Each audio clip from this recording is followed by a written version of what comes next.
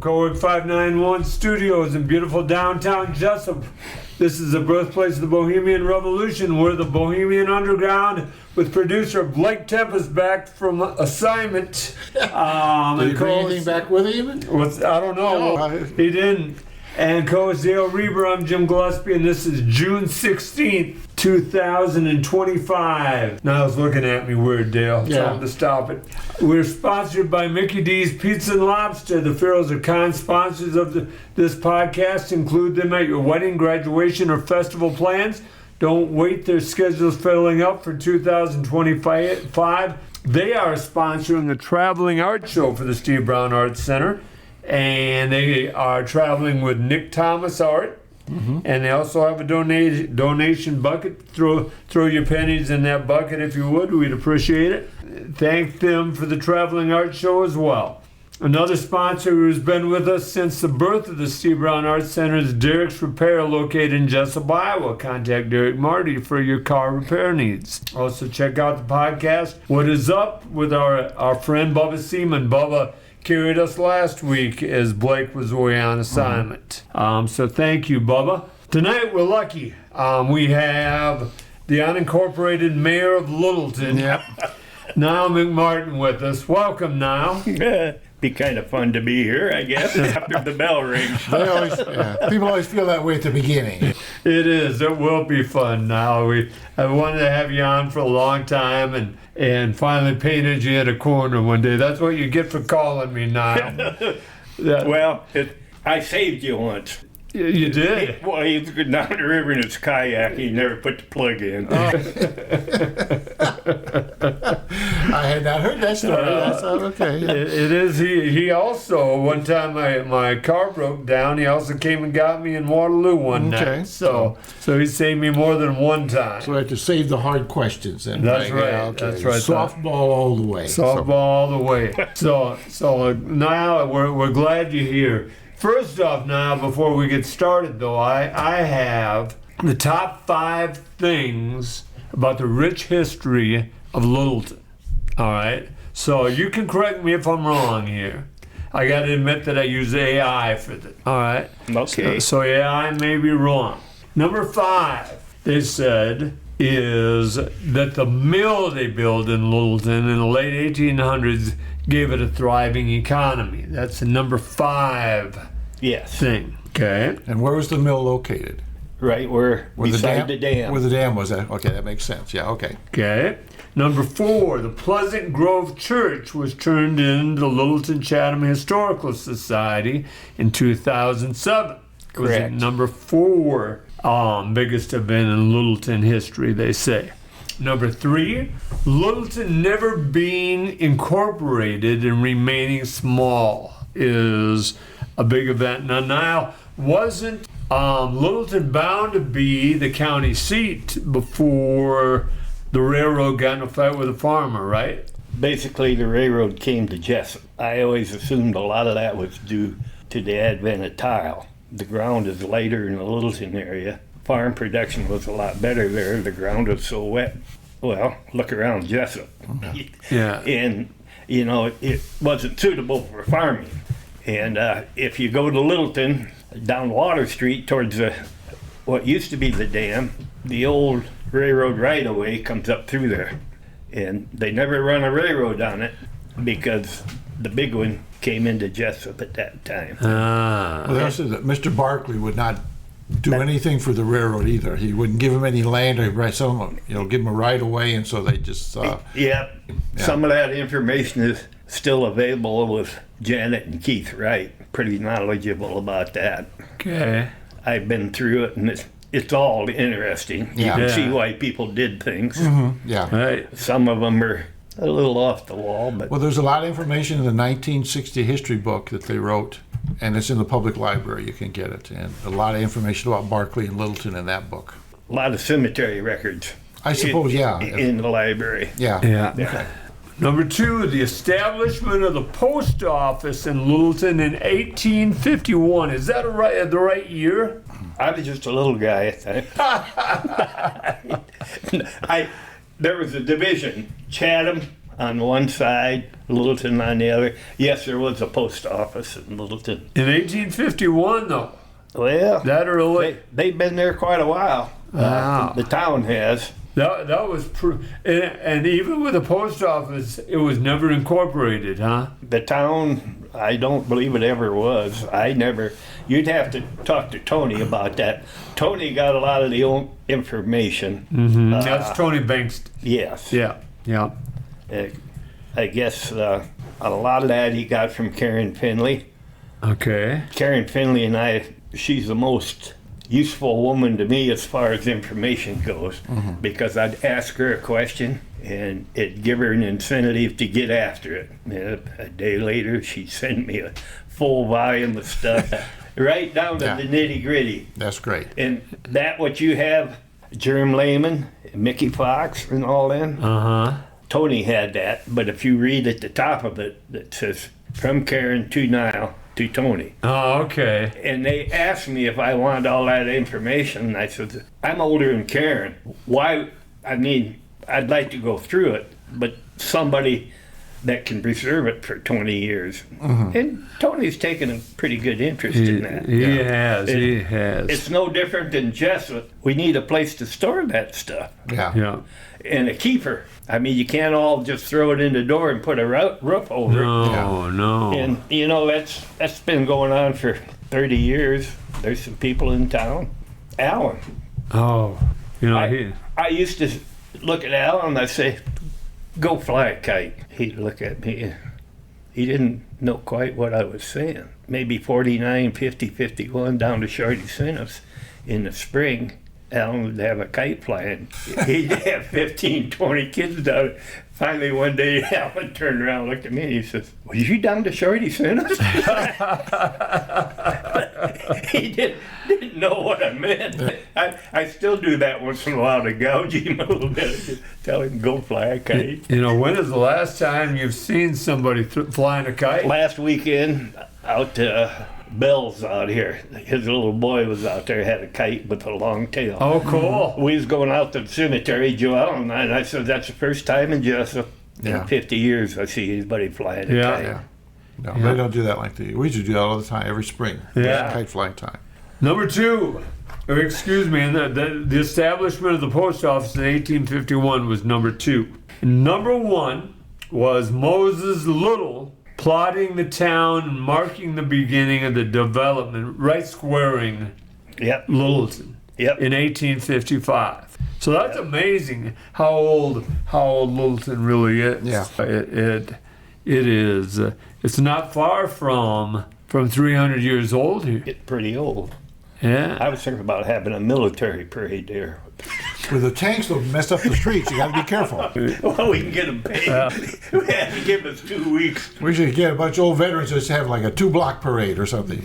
From one end of town to the other. So. Not good things will happen. The president has said not good things will happen if there's any protest during that military parade. Yeah, he's full of it. That's this Saturday, isn't it? Yeah, the 14th. Yeah. Happy birthday, Mr. Trump, President Trump. Yeah. We're all thrilled. He's 79 now. So Still now, as sharp as ever. So let's start from the beginning. Where'd you grow up? Just down the street. Did you have an address? Yeah. Did they have the house I numbers? can remember my telephone number, 2061. Classmates, I always ask them, can you tell me what your home phone number was? And everybody, they give you kind of. Yeah. Find out. Oh, my brother lives down there now. That's where I live. What street is that? That's Main Street. Main Street now. Yeah. All right. So you were born in Independence or Waterloo? Independence. Okay. All right. Blake, where were you born? Independence or Waterloo? Well, I was born in Waterloo. Yeah. At the Waterloo Hospital. You have to know that. Yeah. I'm the only one that was born in my own hometown, Cresco. Yeah. I was born in Oldwine. Yeah, and you grew up. But I was people were probably Oldwine people at that time. They probably had an Oldwine address. They lived out in the country. Right. Okay. Or it could have been Fairbank in Orange. I don't know. So you went to Jesup Public, graduated Jesup Public High School. Yep. How many in your class? I think 50. Oh, was that many? Okay. Yeah. 52, 53, Okay. And what year was that? 59. In 59. No, I knew that. Yeah. I wanted to see if Jim struggled with that a little bit. I was born in 61. Don't feel bad about that or anything. Graduated from Jesup Public, and then you went. Was there a Catholic school in town at the time? They was building an elementary schools that time in the early years. I sat on a wood pile or a dirt pile down there. Red Alice, Bader, Schuler, a lot of these guys, they didn't want any help. They did it all with tractors and loaders. And proudly independent. Yeah. And we're going to do this and we're going to do that. Look how it's changed now. Yeah. Expenses just have overwhelmed. I mean, it was unrealistic. At that time, they had their own buses, things of that nature. They even had a football team, Leo Kirchhoff and some of them old guys now. They played a little football at St. A's. That was it was a high school called St. Athanasius. No, Just eighth Eighth grade. grade. Up to eighth grade? that's all it was. Ferdy Kirchhoff, that was his brother. Gladys up here, she's not a king.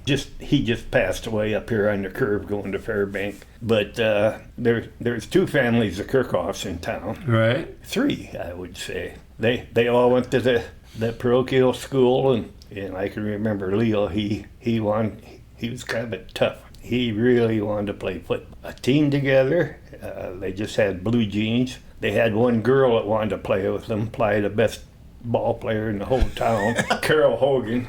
The Hogan family that went to Don Bosco. Yeah. Charlie, well, he passed away early in life, but him and Jim Amper, they used to play in the park, and we always had a big thing going on in the park. And when we chose up teams, why normally his sister Carol and me were the top, and we never got quite used to that. Even in them days, you had them good young ladies that desired to have athletic ability. And there wasn't an opportunity for them, was Oh it? yeah, they just too strenuous on it. Yeah. What was Jesup? 65, 66? Well, the title, what was that, Title Title 9, was it? Is it Title 9 or Title 19? I think at UNI it was Title 9, I think. And then that was, They forced to it. yeah, they were forced to do it. 76 is when they started in Cresco, I think. man, 76 that's or late. 75, yeah. Faye Perkins and that group. Of course, I know how you guys treat outsiders. Yeah, they forced you into car accidents up there.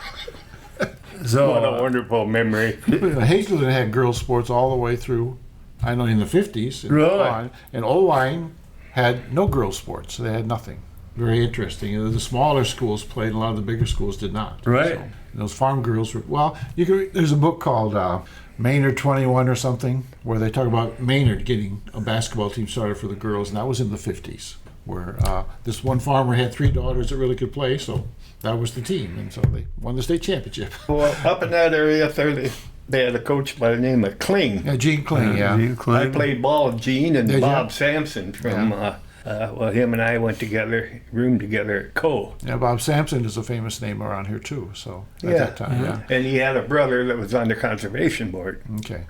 Well, Gene Kling had the same haircut for 65 years, I think, so. He was well respected. Yeah, he was. So you graduated from Jesup and you went right into the Air Force now? No, I played football at Co for a while and kind of got led astray. My private life, me and about 3-4 other guys just wasn't suitable for education, and one day I joined the service. There's Laporte, Marv Frericks.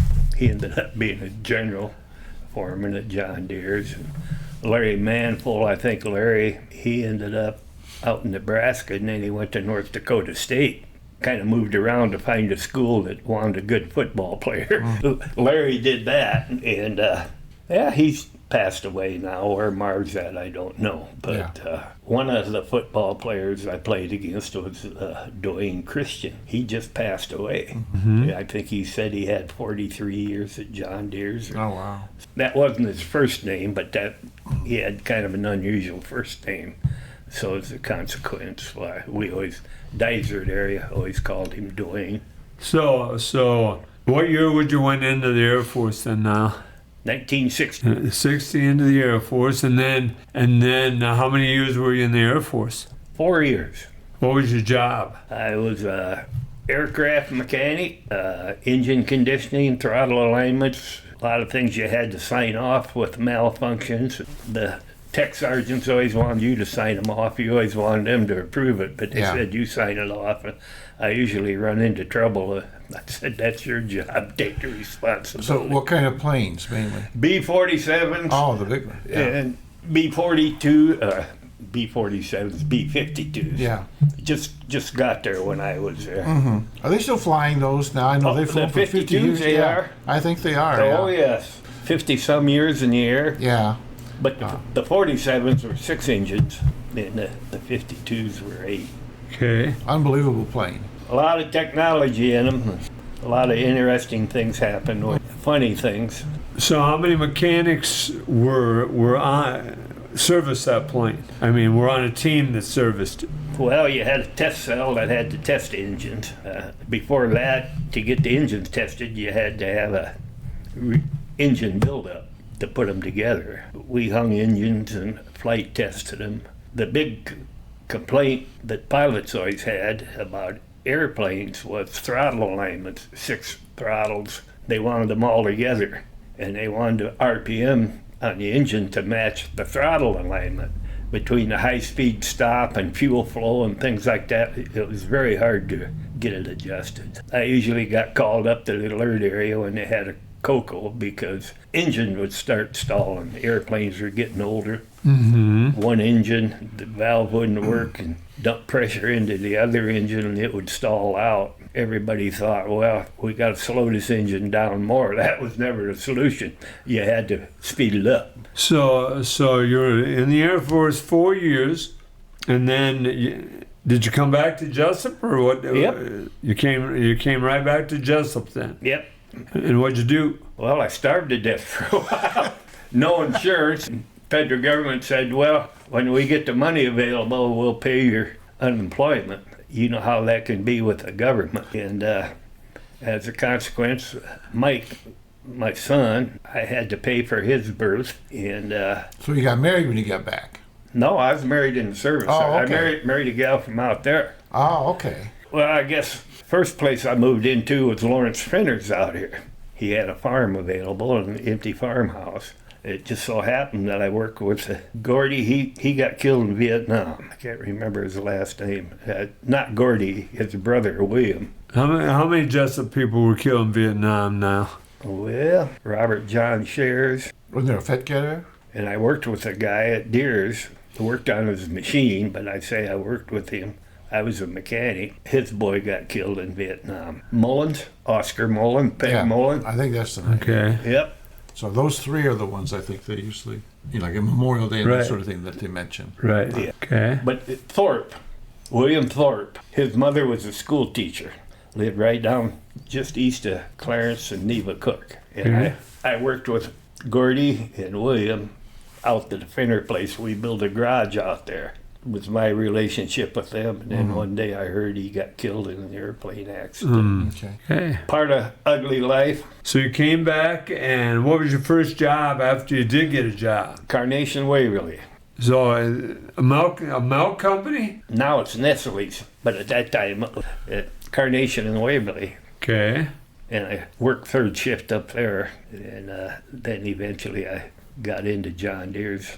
Was that canned milk at the time? Oh no, powdered milk, lactose. They had blenders. They packaged packets. They had packet machines there. They had a women's line that women packaged. And they had a guy, well, the one guy I remember in my shift, Drope, D-R-O-P-E. I think he's got some relatives left up the Fredericksburg area yet at that time. Or no, Frederica. I'm sorry. Pretty easy to get them mixed up. Oh, yeah. But Dad and I, we kind of rode together for a while. Kind of funny how things changed when I got my job at John Deere's. That's about the time young Dave Fox started to go to Wartburg. Dave got homesick. He wouldn't admit it, and his dad come up to me and he says, you ever been homesick in your life? And I said, yeah. I said, basically, that's why I quit college. That's just what I thought, he said. And Dad was going back and forth to Waverly at that time. They'd meet him out here by Cutshall, my father. Dave would get in. He'd ride to Wartburg, play football. Dad would wait for him. He'd come home, and after about 6 weeks, why, it was all right. Yeah. He just retired as principal at Waverly Shell Rock. Isn't that something? But if you help people, you can kind of watch that happen. Yeah. If you want to destroy them, why, You can see that too, can't you? you bet. So then you got a job at Deere's. What'd you do at Deere's for 30 some years? Basically worked with guys like Dick Quackenbush and Dave Mundicke. Dave Mundicke, can't even pronounce the name. He was out of D. Smith, South Dakota. And he was sitting in the shop, in the office, and unhappy. He had a double E in electronics, and everybody in the shop at that time smoked, and he didn't like that. I said to him one day, why don't you come out and work with me? So he come out and worked with me. Guildmeisters, that's all I had at that time, screw machines and that nature. And he really dug into it. He liked that, being out, getting away from the smoke and all that. So you guys kept the machines going, right? Yeah. Yeah. Yeah. I know that's what Dick did. Well, and we'd have never survived out in hydraulics without Dick's technology. Yeah. I mean, you know, the modern electronics, the old fuse and relay and stuff like that. Yeah. The new electronics wasn't on the Guildmeisters until the later years. Dick was about the only guy. He didn't have to have a blueprint. He could go up and get in the panel and look around. He just amazed me. Yeah. Now, we're talking about Dick Quackenbush, and he's a former mayor of Jesup. And there was a guy they always said, if you ask him what time it is, he'll tell you how to make a wristwatch. That was Dick. You know, every detail he knew just from the very beginning.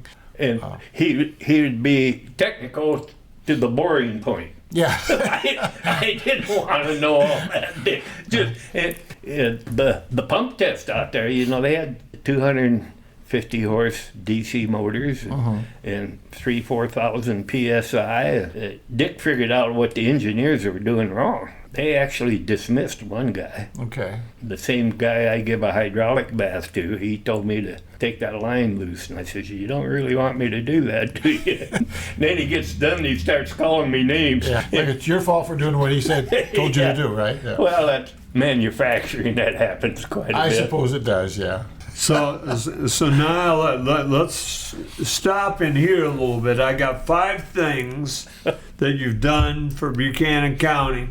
As I say these, I want you to think of the 5 things you're most proud of that you've been active with in Buchanan County. Because I only know a few, Nyle. I've known you many years, but you're like Dale. You know, you hide the good things that you do. You hide them well. You know, and you guys are active in so many things. So number 5, your activity in the expansion of Jesup Community Schools. I have for number 5. Number 4, your activity inside of the Democratic Party. Number 3, your military involvement in the Air Force. Number 2, the development of the natural surroundings of Buchanan County. How many trees do you reckon you've planted in your life now? Well, I didn't plant them all individually. One of the things I'm really proud of is I did it all at my own expense. Yeah. I see so many guys that call themselves a conservative. Well, how much money do they pay you to plant them? Yeah, I planted 3 acres of prairie out there, and they said there's money available for that. Well, you have somebody stand at your doorstep telling you what to do. I just soon stay away from that if I could. Yeah. And number 1, and people don't realize how much you've had to do with the cemeteries in Buchanan County. You're working with the cemeteries in Buchanan County. Now, because of that, you have a great knowledge of the history of our county because of your involvement in the cemeteries. And one of those, you answered 2 questions for me tonight. You answered the first African American person to graduate from Jesup Community Schools. You have that with you. Who was that, Nyle? It was the Roberts family up here. It ended up they let the county buy that ground. They didn't donate it, but the only one of that family that's still alive is Ray Dean. She's the youngest one. And the really good friend I had was the obituary that I showed you. She was in Karen Finley's, and her husband was basically not technically my boss at Deers, Willie Primer, but just a heck of a nice guy. Joe Ellen stopped and visited with him every once in a while. But we called him 7B Willie. That was kind of a slang. I'd see him on the street and how's 7B Willie? Well, he'd know immediately. And just the nicest people. We'd go in their house and, bobbleheads. Yeah. They'd be colored people. Well, why not? That's their thing. And I haven't talked to Willie lately, but they've been to my place and I've been up to their place. They had a boy my age, just a year older, that played football here, and they're all passed away now, but Ray Dean. And then Jesup has a tie to a silver medalist in the Olympics. Yes. And who was that? Yeah, well, his real name is Gerald. We called him Germ Lehman. He come from Osage. He got hooked up with Darlene Fox. Eventually they got married, and it's all been kind of interesting because ended up at Lehigh University in Pennsylvania. Yeah. I think he's, 16, 17 years. He was a successful coach there. Right. Something to that effect. Never had a losing season there, I don't believe. Great wrestling coach. And he'd come back every summer. Of course, Dad and I in the milk truck, we'd stop there. And, well, Gerald's back, he'd say. So we'd stop in and have our little conversation for quite a while. I've always known that and could never figure out why nobody ever picked up. Yeah. And, Jesup struggled for a few years, but they're getting a lot better with the wrestling program. And, somebody like that can give you a little incentive to look up to somebody. Yeah. And I know I was going through the donors for UNI, and I happened to look down there, and I see Larry Pump's name there. Larry Pump grew up right next door to us. He used to walk into our house and open up your eye and say, "Are you awake?" And all of a sudden, they moved to the Rockford area. And I see Larry Pump, and him and his wife were both graduates, the business school at UNI, both CPAs. They donated $100,000. And I thought, that's great. So I looked him up on Facebook and had a nice chat with him. His secretary says, Nyle McMartin. He said, grief, I haven't heard him in 50, 60 years, he said. And his sister was the first girl I ever see throw a ball like a man. She could haul off and whip, just burn. And, most girls, they just kind of throw it like that. She'd wind off and throw it. Watched her learn how to ride a bike and all that. I was always pretty happy with the family. Good neighbors. Sure. Yeah. And that was still down here on Main Street. Yep. Okay. So what did I leave out, Nyle, of those 5 things? What all have you been involved in that I didn't talk about? Give me some things that you wish I'd have said. Well, I don't necessarily wish you'd say it, but I guess the fire department. Right. Take a look at it. Look around the community. And one of the issues we have is we're well funded. We have a thing, incident billing, that if there's an accident out in the road, they take the time to document the insurance.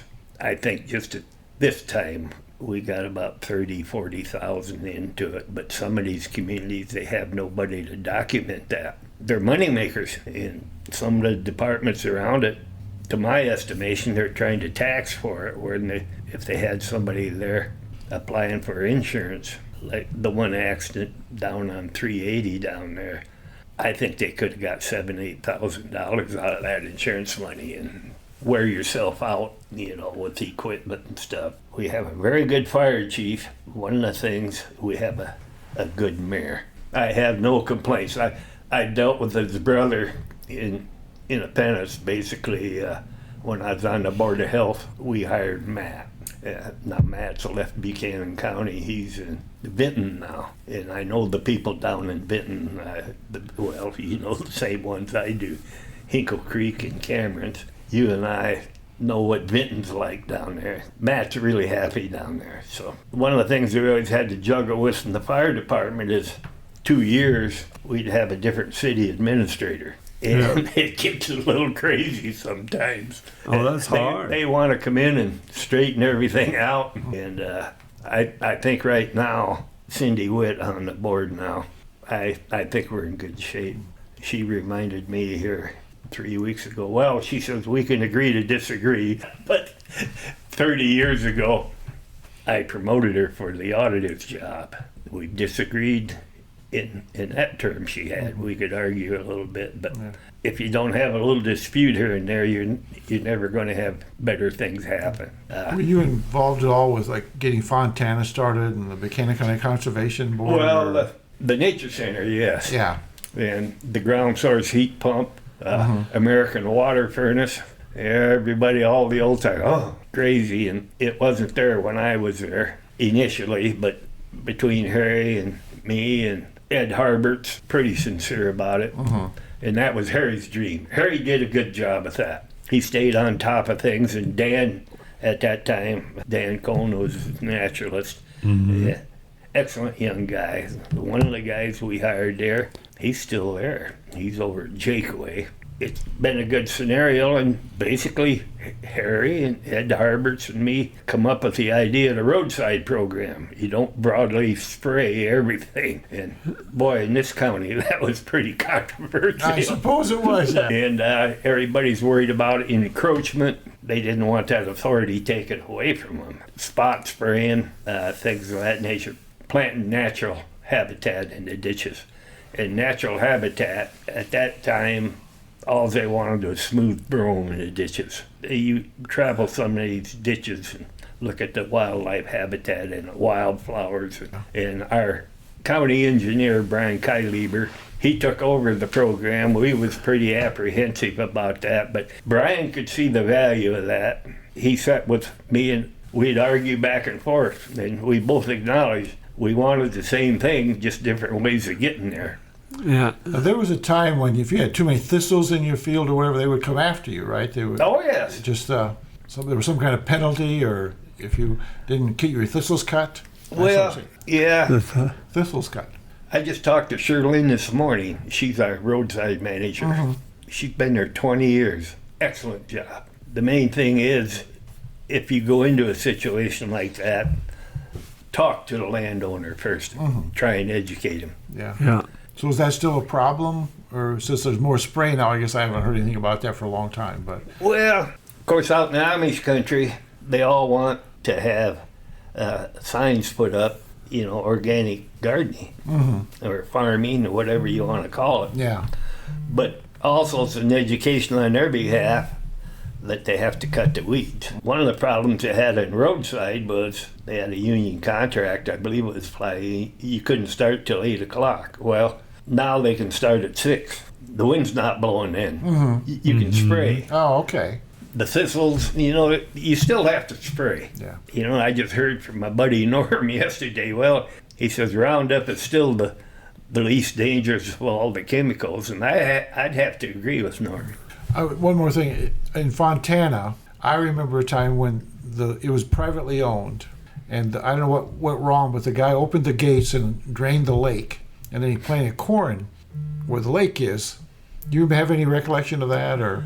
No. Okay. I can't find anybody else that remembers either. Maybe I made that up. But no, I remember and it was after that the county got really interested in buying that because it was used a lot for recreation even when it was privately owned. And people would fish there all the time and that sort of thing. And so I think the initial instrumental person in Fontana was Thurman Van Lanningham. Okay, yeah. Van Lanningham's the name I was trying to remember here. But yeah, wasn't there another Van Lanningham besides him, or do you brother. It doesn't matter. But yeah, I remember that at Fontaine and how they came in and planted all those trees. They're real little now. They're just giants, and it was interesting to me over 50-some years, 60 years to watch it all grow up, and it's really quite an interesting and wonderful part for our county. So big time for the Amish community. You get some of the darndest crowds over there out of the Amish community. But Jim Brer put the American water furnace in that. He was from Plano, Iowa. It was kind of controversial among the board. Some of us knew it would work. Some of us didn't. They're all passed away now, probably, but Harry and I. At that time, $75 a month. Utilities, you got the doors open all the time. Now, we've had a little trouble there with high water. It took the coils we had in the lake out of there. But got that repaired. It's been very good. It's nice to outlive your critics, isn't it, or the people who disagreed with you? Do you ever get to that point? Well, I don't know. You seem like you're doing fine. So You get kind of tough back skin. yeah. Well, Nyle, I've got to ask this. Have you ever run for an office? My fame in my behalf was being silent and nobody knew what you was doing.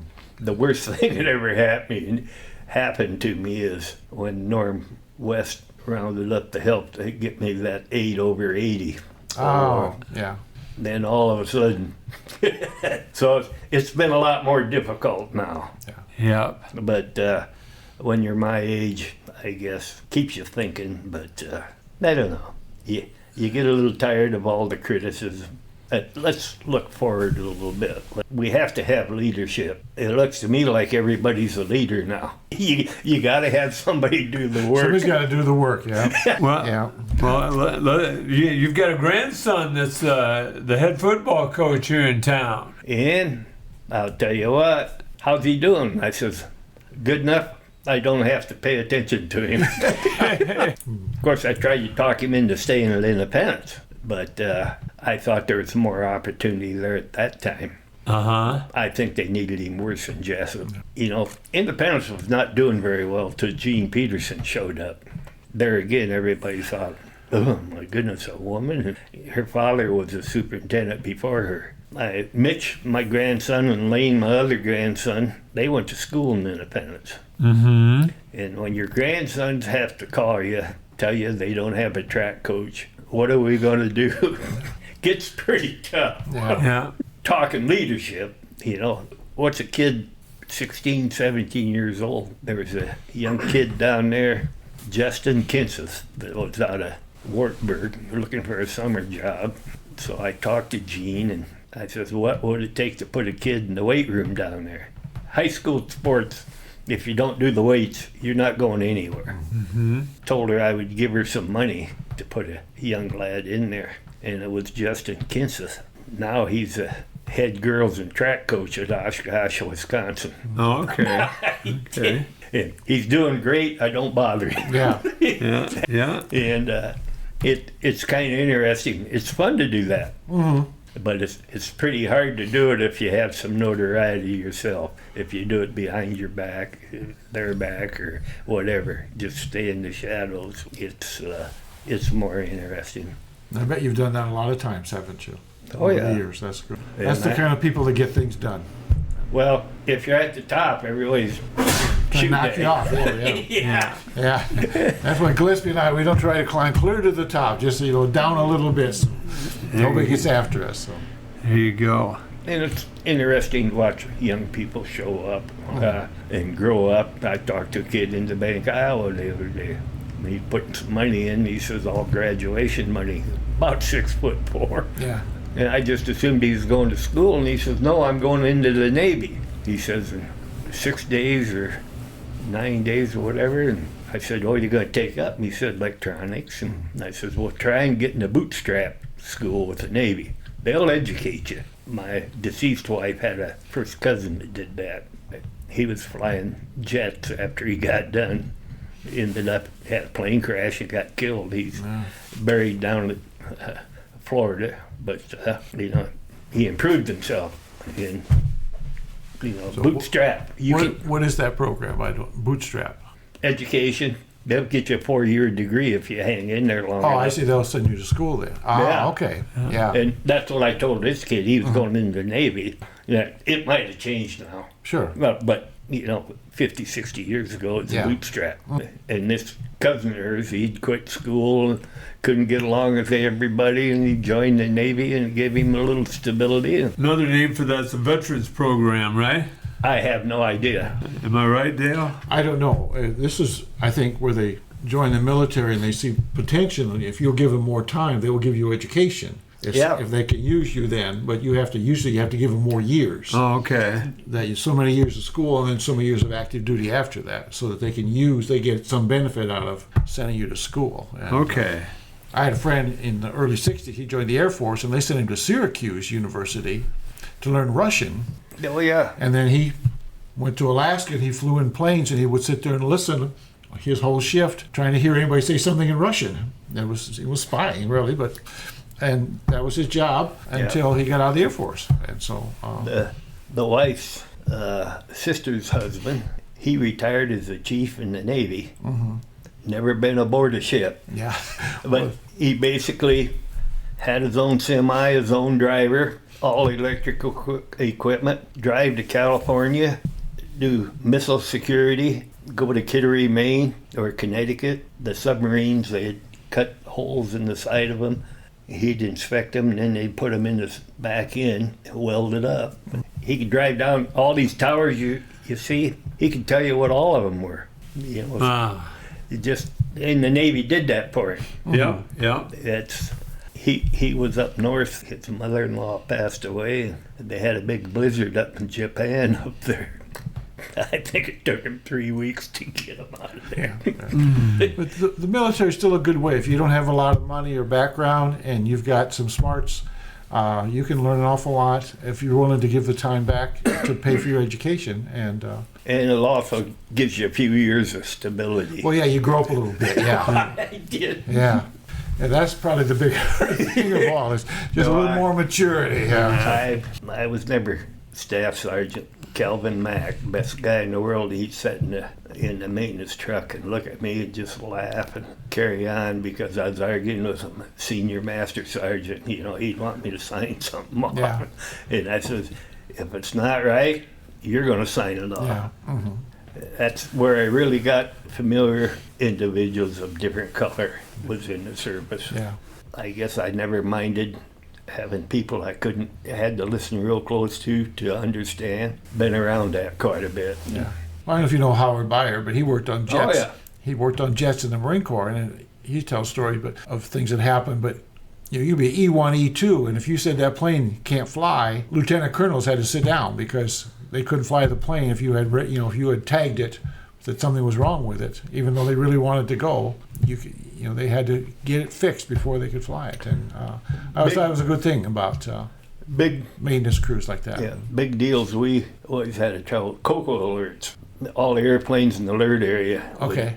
They'd get things running and take off and circle around, come back, and then they always come back with a lot of write-ups. And we always had U-2s up there that flew it.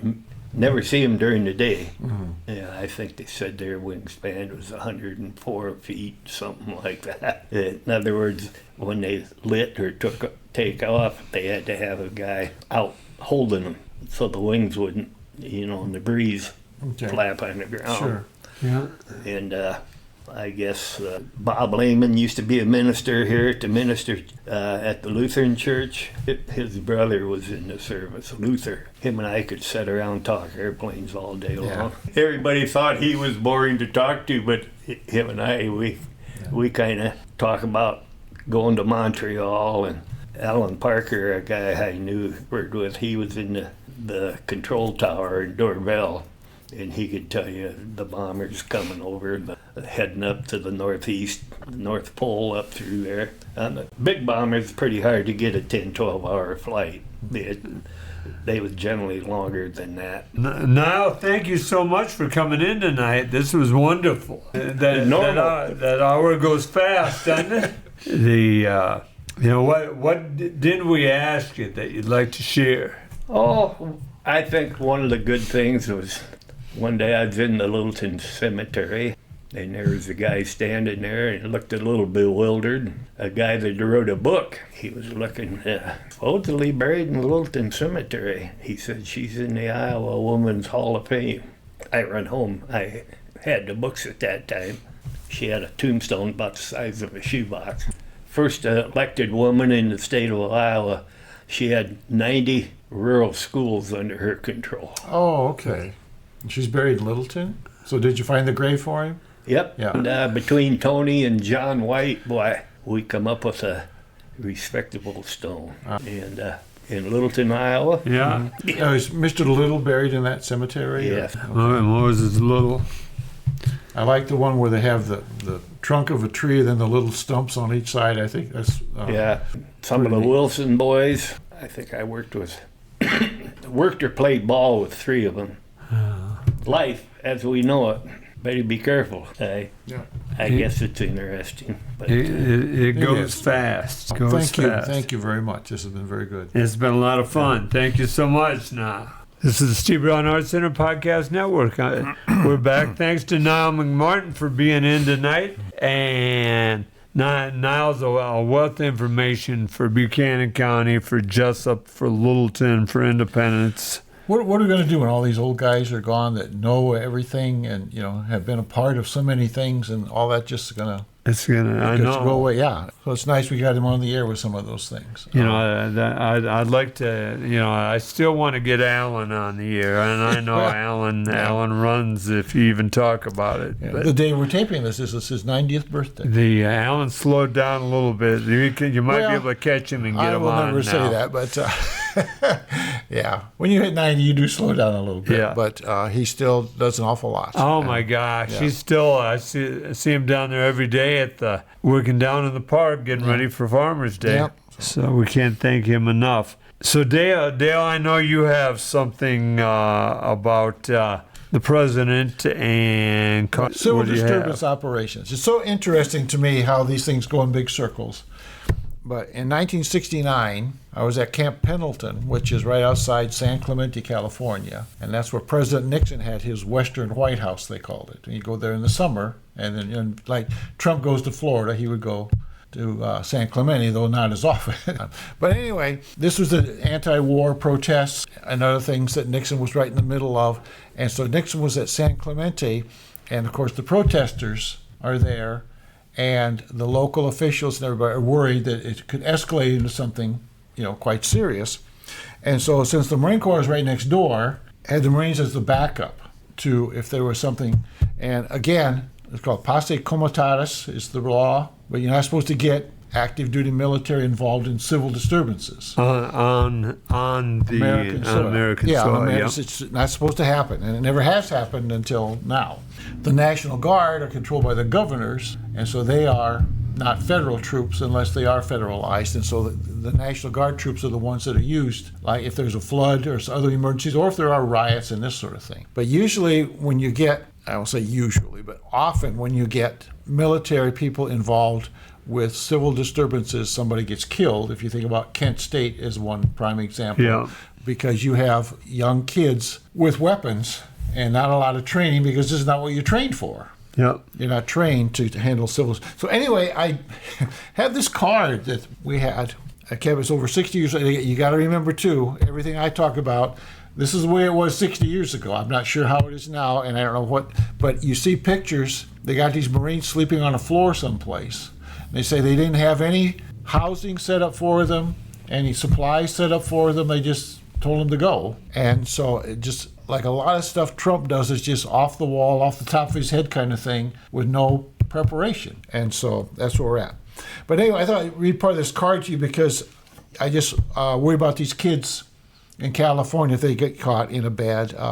So the card says, I am a United States Marine. I will carry this card with me at all times while on this mission. And it's special orders for U.S. Marines engaged in civil disturbance operation. And it talks about being courteous and having a good military presentation, appearance, and this sort of thing, and conduct yourselves to give credit upon yourselves. But then what you could do, I will not discuss or pass on rumors about this operation. I will allow properly identified reporters and radio and television personnel freedom of movement unless they interfere with the mission of my unit. I will avoid damage to property as far as possible. Where possible, I will let civilian police apprehend, search, and make arrest. But then it has the rules of engagement. Fire will be directed over the heads of civilians to cause them to halt or cease criminal activity. So they're firing weapons. Fire will be directed at offenders only under the authority granted and conditions listed below, and then only to wound or incapacitate, and at no time with the intent to kill. And this is when they could fire their weapon. To protect the Marine's own life or the life of another person when no other means of defense will be effective. To prevent acts of sabotage, arson, murder, and such other serious crimes after all other means of preventing such crimes have failed. To prevent escape of a person known to have committed a serious crime such as sabotage, arson, or murder when no other means is available to prevent such escape. Weapons will not be aimed or pointed at any person unless so required in the performance of duty as indicated herein. Individual weapons will be carried either with a loaded magazine placed in the magazine carrier or inserted in the weapon, taking care not to chamber around. Machine guns may be half loaded. So in other words, you could put a magazine of rounds in the rifle, but the chambers where the bullet is being fired sits, and we're not supposed to put a bullet in that chamber. Okay. And carried away. It says machine guns, talking about machine guns, may be half loaded. And I had to look this up because I was not familiar with that term. But there, you put the belt in, there's a bolt on the machine gun that pulls back, and that stays back, so there's no round in the chamber. So it'd be a matter of shoving that bolt home, which will put a round in the chamber, and then you could fire the machine gun. Okay. Only the senior commander present is authorized to order the insertion of loaded magazines in individual weapons, half load, chambering of a round, or firing of weapons, except, this is the part, except for those instances when an individual Marine is confronted with an emergency situation as described above, and no responsible commander is present or immediately available. And that's what gets me. You have these 18-year-old kids, 19-year-old kids, and they're among people who are not armed but are violent. And they may have rocks and may spitting and this sort of thing. But how afraid do you have to be before you decide to fire a weapon? And so this has come around now 60-some years later, where President Trump has had, 700 Marines being sent to Los Angeles, take control of a situation, to be a part of a situation where the governor and the mayor, the governor of the state and the mayor of the city have said, we don't need National Guard, we don't need active duty Marines, we can take care of it with our police force. It's just a small area in Los Angeles. One of the night show guys last night showed Los Angeles. It's a small area. The rest of them, they had people sitting at tables, drinking and eating at restaurants and this sort of thing outdoors within a few blocks of where this other was. But it's all in this one small area, well contained. They have a curfew for a mile square, and it's all inside that. And so just this overreach. But these young Marines are not trained for crowd control. They're not trained for civil disturbance. And to be just really literally taken one day from where they're stationed and put down here, I feel for them. So I hope that this all can be resolved without anybody getting hurt. But the more weapons you put into a situation, the more chances you have of one person doing the wrong thing. So anyway, I just thought that was so interesting that I still had this card from 60-some years ago, and that it's the same kind of thing, where back then they let the civilians handle it, and the military never got involved to help Nixon. So I hope, and I wish they would do the same thing this time. So. Well, the summer is starting to warm up here, and this coming weekend, along with the parade, there's going to be protests in multiple big cities, and it's going to get worse before it gets better. Unfortunately, I'm like you. That I tell you what, as a prime example of the military being called out, and I'm not comparing our military to the Chinese military. During the Tiananmen Square event, they called out the country guys that were in the People's Army to go to Tiananmen Square. Many of them refused to do that, and it embarrassed the party. So they called the city guys in, and that's when it got crazy. But they were shooting bullets at their own people with as long as their fingers. That's the thing. You never want to use your army on your own people. No. Ever. That takes us from a first world to a third world country real fast. Because they don't care. No.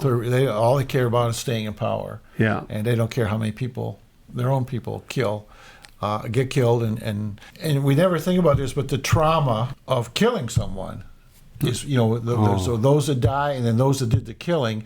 And that's not something, we have all kinds of problems with stress. Yeah, post-traumatic stress disorder. And you can imagine all those people that were part of that, and you're in a bad spot because either you follow your orders or something like that, or they kill you. Yeah. And so no one can say how they would react in that situation. Yeah. Because you never think about the guy doing the hanging or doing the shooting or anything, but that's a real part of the story, and you're in a bad spot. Yeah.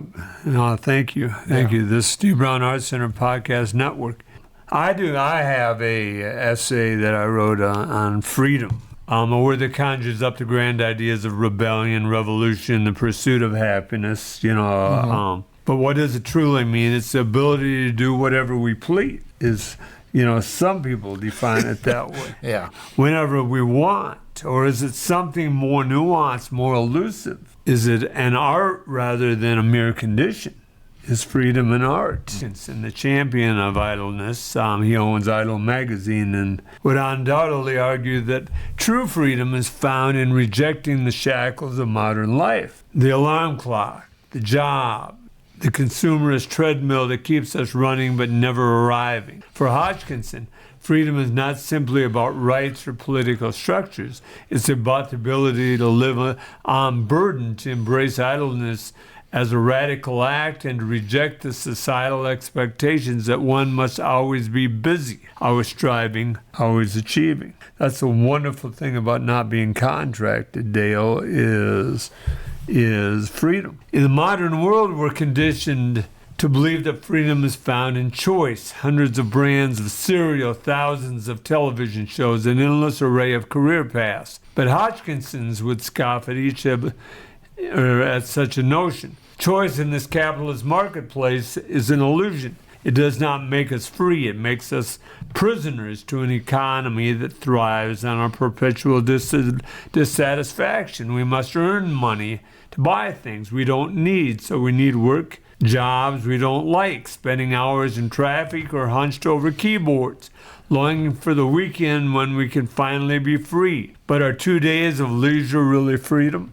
Or is it just temporary respite from existence defined by servitude? I never liked that word, servitude.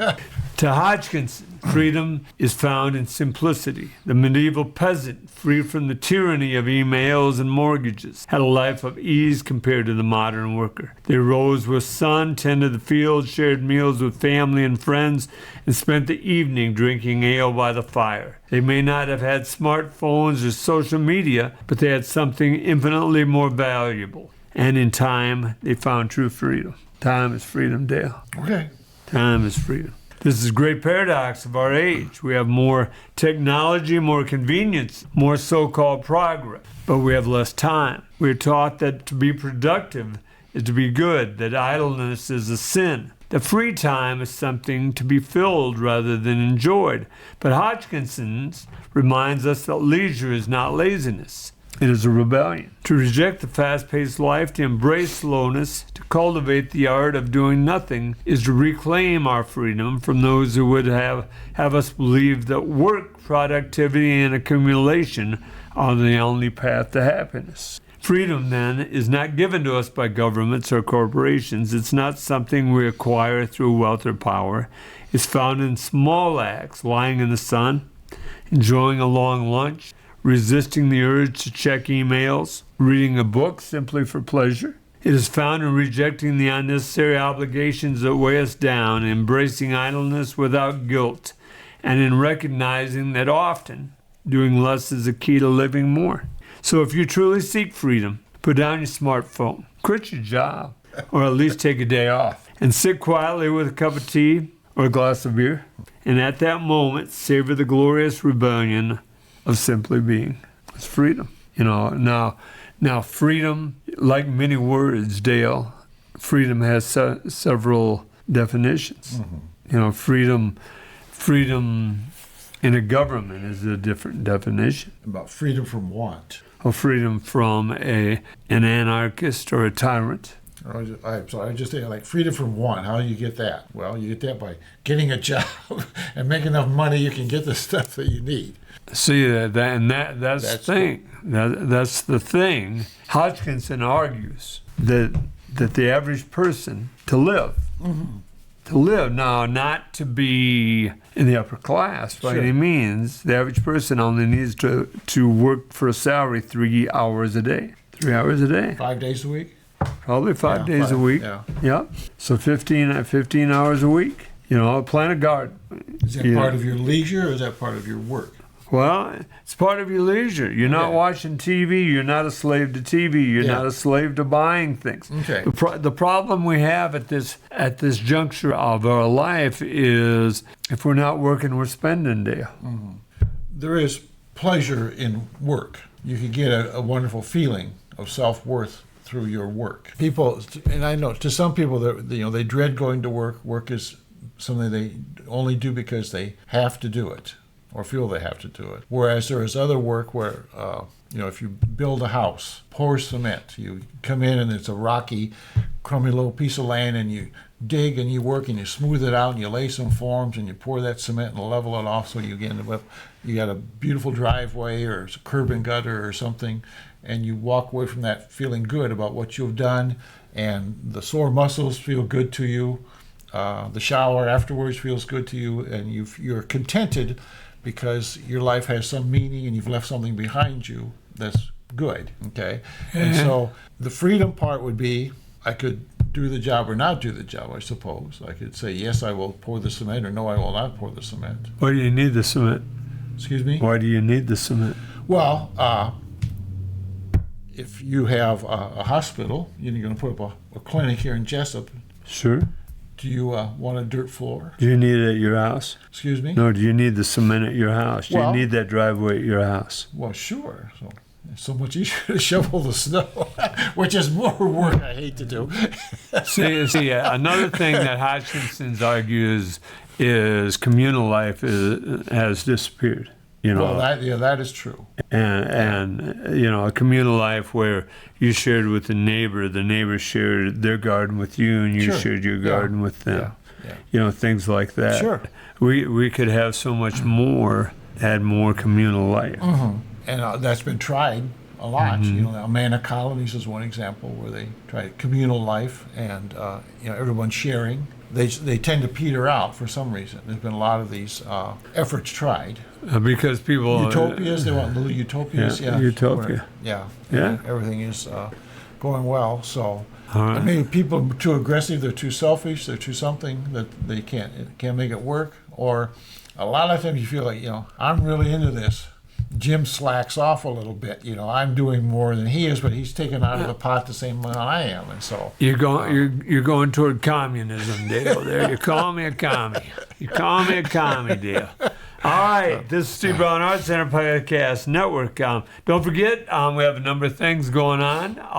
The 21st, the 20th, we have the big blast brass band. Wow, say that 4 times hard. The big blast brass band, big blast brass band, big blast brass band, big blast brass band. You only got it right twice, I think. All right. Okay. They're playing at Farmers Day. Yep. On the 20th. On the 21st, we have the mini art show in the gazebo. Yep. In Land of Corn Park. That goes from noon until 5.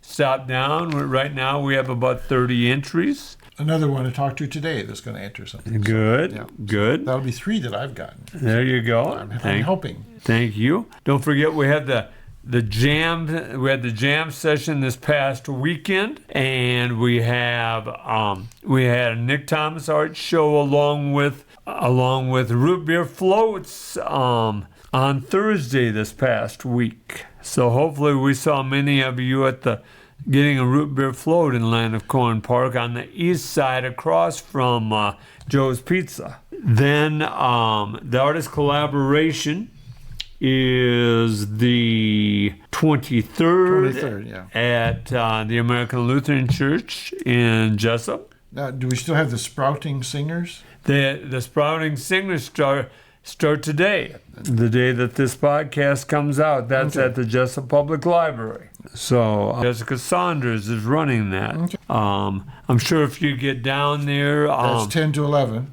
on June 23rd. yeah, there's 4 different lesson days, I believe. Okay. So and you talk to Becky that she can get you signed up in there. Okay. We are meeting more and more artists all the time, and life is wonderful. Don't forget that Rex Nielsen's art is hanging in M's Coffee. You need to get in there and see it. M's been a great supporter of the Steve Brown Arts Center. If you'd like to sponsor us, email us at jim@stevebrownartscenter.org or call 319-290-0241. Leave a message. Dale, did you leave out anything you'd like to share? Well, I can, it's all, we'll wait, A lot of baseball and softball this week. Look at the Jesup school page. And something I thought might be interesting is on June 21st, while Farmers Day is going on, they have 11 and under and 12 and under baseball tournament from 9 a.m. to 9 p.m. up in the Jesup Diamonds up here. Okay. And so if you like baseball, see kids play baseball, that's going to be going on all day into the night. And so that would be something I would like to see, some of those books. It's real interesting. My grandson got a hit in the bottom of the last inning, 2 outs, bases loaded, nice hit into right field.